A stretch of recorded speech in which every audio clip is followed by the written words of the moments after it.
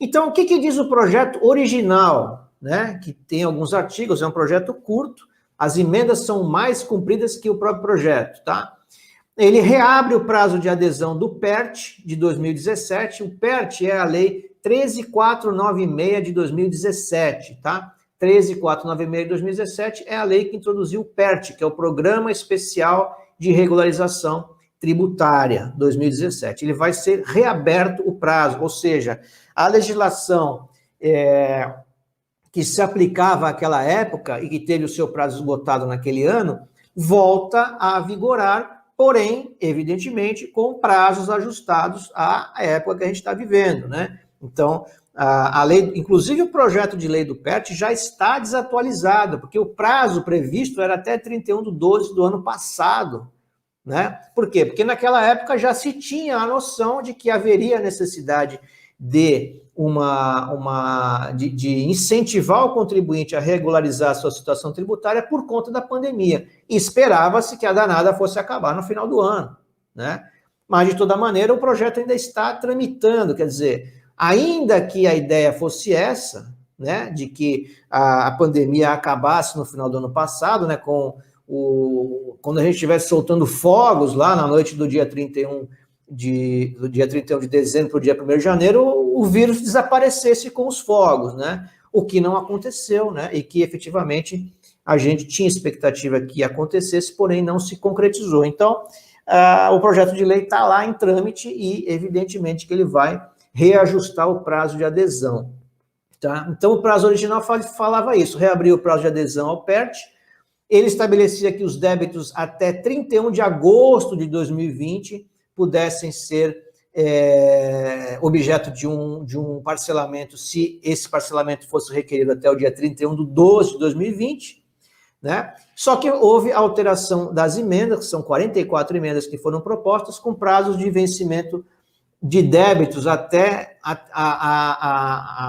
uma das emendas, que é a mais recente, me parece que estabeleceu que o prazo de vencimento dos débitos seria até 6 de 2021, até o final do mês passado, e o prazo de adesão seria até o final do ano, tá? E aí, um dos artigos estabelece o seguinte, né? A proposta seria de pagamento em espécie, de no mínimo 5% do valor da dívida consolidada, sem reduções, né? Aí, como é feita a transação, né?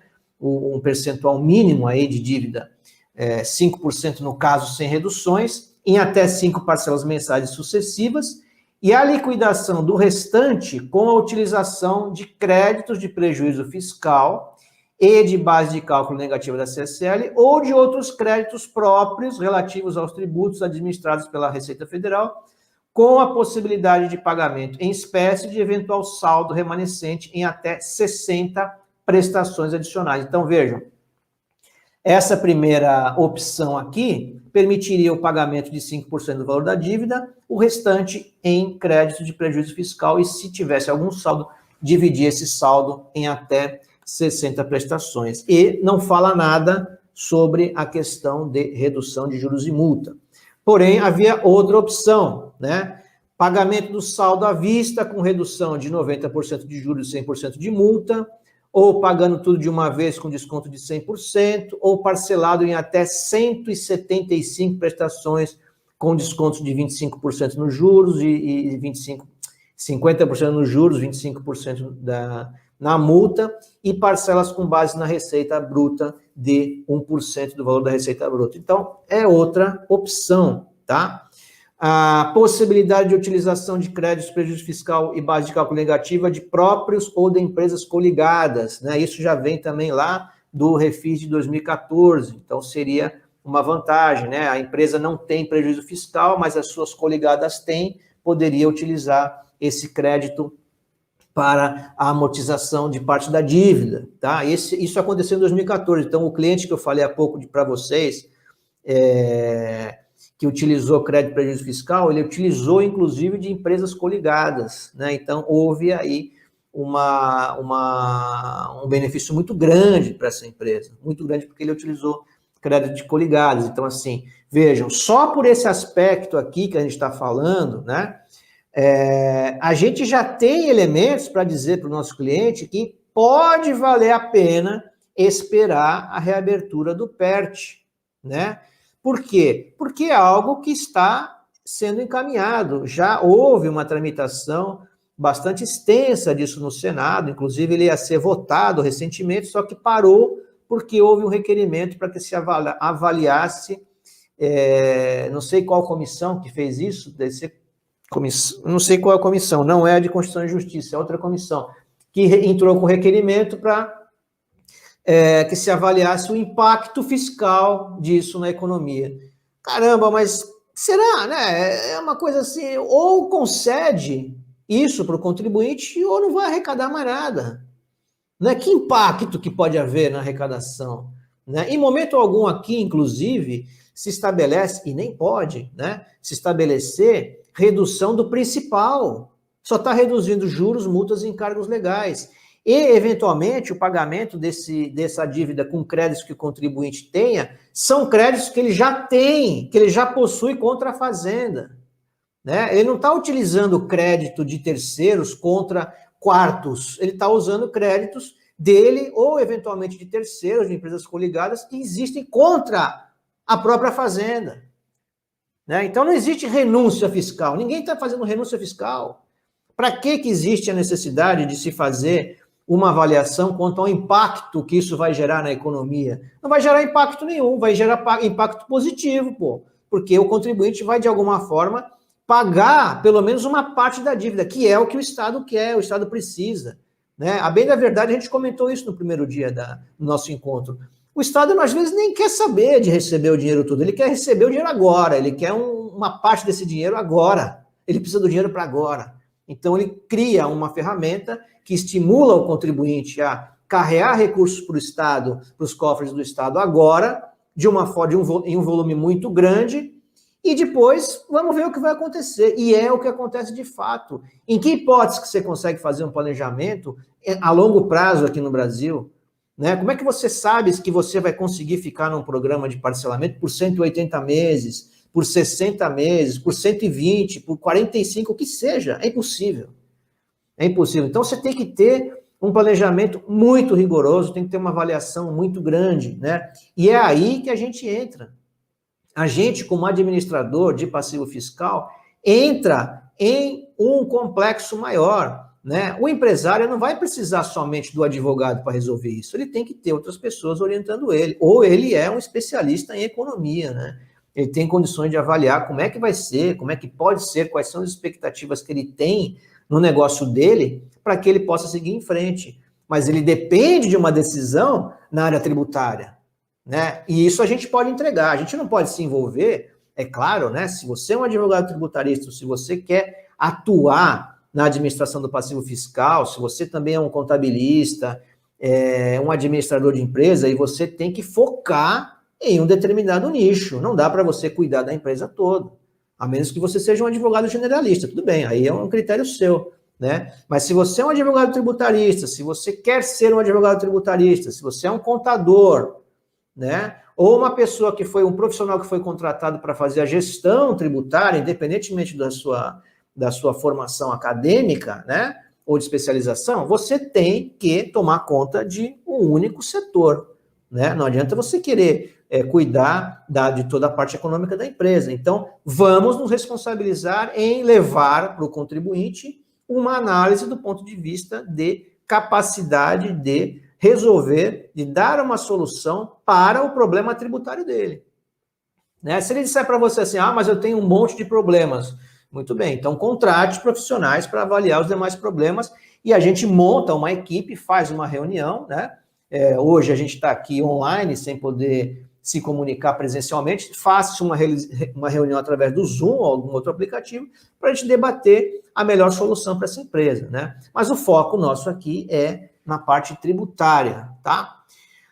E qual que é a justificativa desse projeto, né? Voltando aqui para a questão da reabertura do PERT. A justificativa do projeto está lá na ementa da lei, está lá no corpo do projeto, falando a bem da verdade, né? Então, qual que é a justificativa do senador aqui? Ele fala o seguinte, ainda que a lei 13988, que é a lei do contribuinte legal, tenha representado um avanço no relacionamento entre o poder público e o contribuinte, né?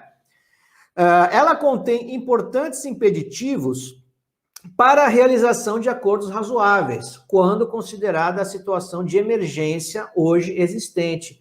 Agora, o mais curioso é o seguinte: a lei do contribuinte legal surgiu no momento de emergência, né? Ela foi editada no ano passado, 2020, e em 2020 estávamos dentro da crise sanitária. Então, assim, por que a lei do contribuinte legal já não previu isso? Por que os legisladores à época já não introduziram na lei do contribuinte legal as questões que hoje estão sendo trazidas nesse projeto de lei, que também é do ano passado, né? Então, assim, eu não sei dizer por quê, né? Por que já não se coloca isso tudo numa lei só? Para que 1 milhão de leis para tratar do mesmo assunto, né? A lei do contribuinte legal veio exatamente para isso, para trazer uma consolidação da questão de solução de dívidas tributárias.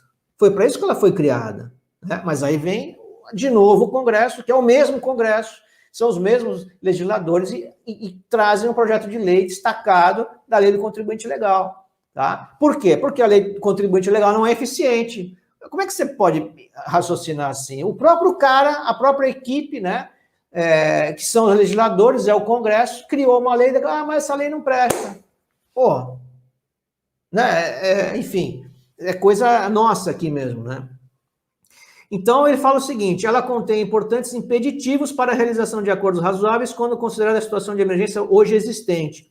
Isso porque são vedadas, em regra, transações que impliquem redução superior a 50%, de fato, né? 70% para a microempresa e empresa de pequeno porte de pessoa física, mas para as empresas em geral, o limite é 50%. Do valor total dos créditos a serem transacionados, que concedem prazos de quitação dos créditos superior a 84 meses, né? Então, assim, o limite de débitos de redução é 50% e o limite de prestações 84%. Isso não satisfaz ninguém, né? Isso não satisfaz ninguém. 84 meses é amanhã, né? Não vai resolver a situação do contribuinte. O fato é esse, tá? E aí, algumas emendas que eu destaquei aqui, ele vai falar o seguinte, nessa legislação do PERT, né? Um dos exemplos aqui, uma das emendas aqui fala o seguinte: as empresas poderão aderir ao PERT, pessoas jurídicas, inclusive com atividade operacional paralisada, né? Então, aquela empresa que não está tendo atividade também vai poder entrar. Objetiva-se a reabilitação de suas operações comerciais, industriais ou de prestação de serviços. Aí o próximo parágrafo fala o seguinte: as empresas reabilitadas e reinseridas na atividade produtiva terão prazo de até 12 meses contados a da adesão da lei para pagar a primeira parcela do programa na modalidade escolhida. Veja, existe aí uma moratória, existe um diferimento para o pagamento da primeira prestação, ou seja, a adesão à lei, a adesão ao parcelamento já vai autorizar essa empresa a procurar retomar a sua atividade com o objetivo de produzir recursos, obter recursos, produzir riquezas e pagar a primeira prestação daqui a um ano. Então, é algo inteligente que está sendo criado, tá? As micro, pequenas e médias empresas dispensa do pagamento de parcela de no mínimo 5%, quer dizer, não cobra das pequenas empresas o pagamento de uma parcela inicial, vai ser tudo dividido com descontos, tá? E mais, possibilidade de pagamento em espécie de eventual saldo remanescente em até 240 prestações adicionais, vencíveis a partir do mês seguinte ao do pagamento à vista, né? Quando é feito a liquidação do débito em prejuízo fiscal e outros créditos próprios relativos aos tributos da Receita Federal. Então, assim, mas a empresa do Simples Nacional tem prejuízo fiscal? Pode ser que ela tenha do passado, né? Porque a empresa ela pode ter optado pelo Simples Nacional em data recente, mas ela tem prejuízo fiscal quando ela estava no lucro real no passado. Então, ela pode utilizar, tá? Outro aspecto aqui que é relevante. Aqui, definir que os ganhos decorrentes, né, entre aspas, decorrentes das reduções proporcionadas pela adesão ao PERT não sejam tributados por imposto de renda, CSLL e PIS/COFINS. A tributação de descontos dados em âmbito de programa de parcelamento é indevida. Tais descontos não configuram faturamento ou receita. né? Então, assim, é evidente, né? Se eu tive um desconto de juros e multas sobre o valor do meu principal, isso como é que é? Não é receita, não é faturamento. Eu tive um desconto sobre um valor que eu já não podia pagar, agora eu vou ter que pagar um tributo sobre o valor que eu deixei de pagar, né? Que tipo de incentivo é esse, né? Então, essa emenda aqui fala exatamente isso, retira essa incidência, né? Aí vem um outro senador que fala o seguinte: não poderão aderir ao PERT pessoas jurídicas de direito público ou privado cujo comportamento fiscal se caracterize pela inadimplência reiterada de tributos. É um critério extremamente subjetivo também. Como é que você vai apurar se a empresa ela reiteradamente não paga tributos? É fácil, basta olhar que ele não tem recolhimento de DARF, mas por que ele não paga? Né? O simples fato dele não pagar significa que ele é um inadimplente contumaz, é um cara que está se locupletando do dinheiro que ele deixa de pagar aos cofres públicos. Né? Que pensamento é esse? Quer dizer, todo mundo é culpado até que se prove inocente? Né? Esse não é o conceito da nossa Constituição, é exatamente o contrário. E o senador aqui ele está querendo dizer o seguinte, ó, o comportamento fiscal se caracteriza pela inadimplência reiterada de tributos. Poxa, pera um pouquinho, cara. Quer dizer que o cara não paga tributo porque ele simplesmente não estou a fim de pagar. Ainda mais na situação que a gente está de crise. Né? Então, tem que ter um pensamento mais aberto. Ao mesmo tempo que tem os senadores lá que trazem soluções, tem outros que tiram essas soluções, ou que pretendem tirar. Tá? Outro elemento aqui que foi colocado, né? Não poderão aderir ao PERT pessoas físicas e jurídicas de direito público ou privado que tenham distribuído lucros, eu comentei isso agora há pouco com vocês, que tenham distribuído lucros ou dividendos a seus proprietários, sócios ou acionistas no último ano. A gente já comentou sobre isso, eu não vou repetir, tá? Porque é de se indignar, né? Quer dizer, a empresa distribui o lucro e dividendo, tá bem, no meio da crise, distribui lucro e dividendo, tô feliz, quer dizer, não tenho problema econômico nenhum. Entendeu? Então, assim, são coisas que estão lá, são emendas que vão ser avaliadas no momento da votação, que eu espero que não passem, né? Não sejam aprovadas, tá?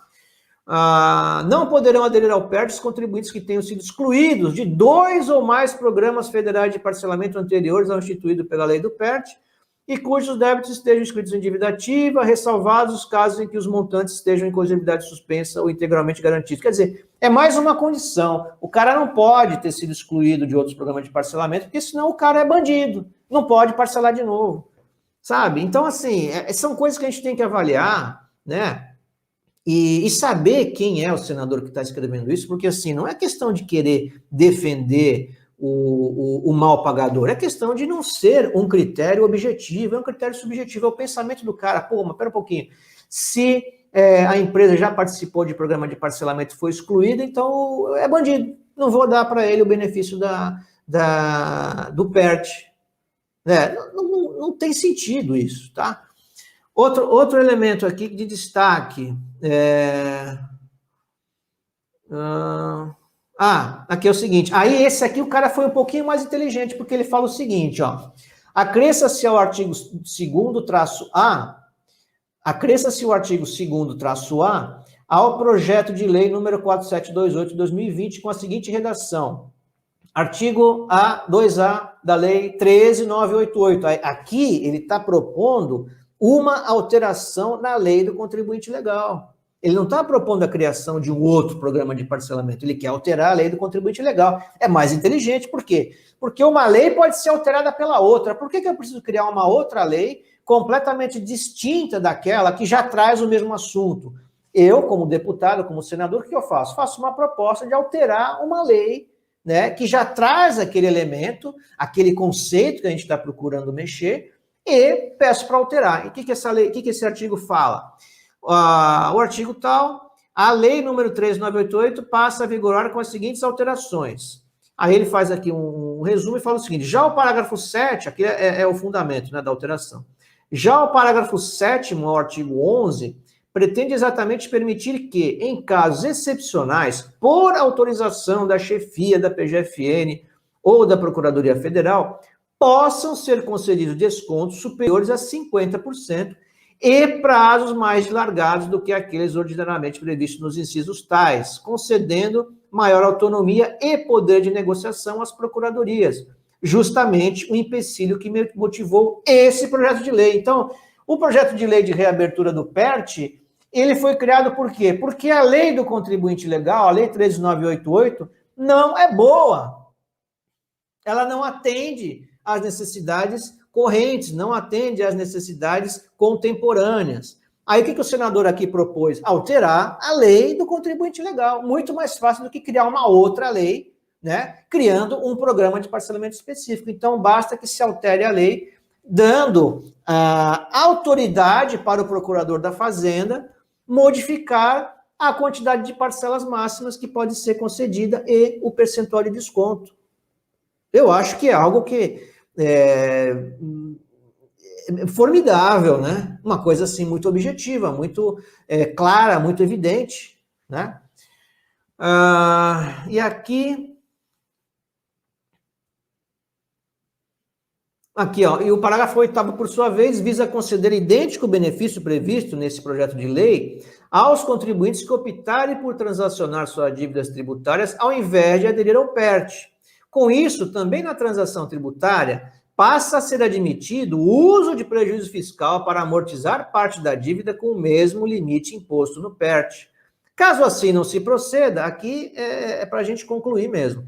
Caso assim não se proceda, haverá esvaziamento do Instituto, pois o contribuinte com prejuízo fiscal irá sempre preferir a adesão ao PERT, quando poderia obter condições melhores e mais vantajosas no curso de uma transação tributária, né? Então, veja que aqui houve um grau de inteligência, eu vou citar o nome do senador aqui, tá? Jorge Cajuru, tá? Me parece que aqui o nosso amigo Cajuru, ele agiu com um grau de inteligência talvez superior ao dos seus colegas de casa legislativa, tá? Então, vamos aí dar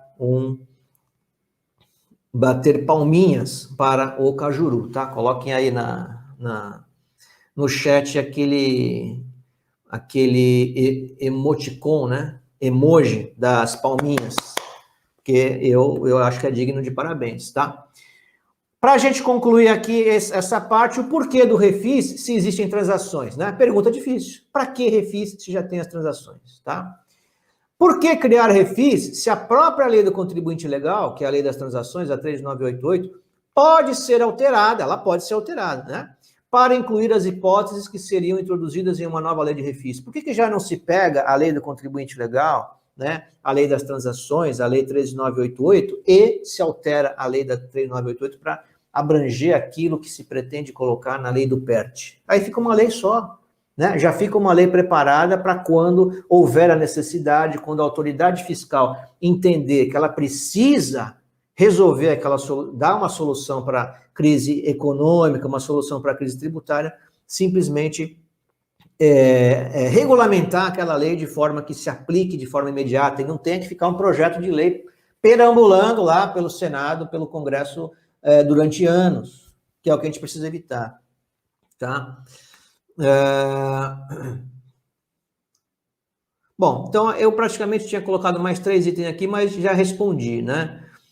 Dar maior autonomia para os representantes da Fazenda criarem novas modalidades de negociação, ajustadas à situação econômica atual, e maior facilidade, mais conveniência para alterar a lei das transações, mais facilidade, seria mais conveniente alterar a lei das transações para que se moldasse a situação atual da economia e prevista para o futuro em curto prazo, né? Não precisava ficar lá anos esperando um projeto de lei tramitar, bastando que a administração regulamentasse de acordo com o momento.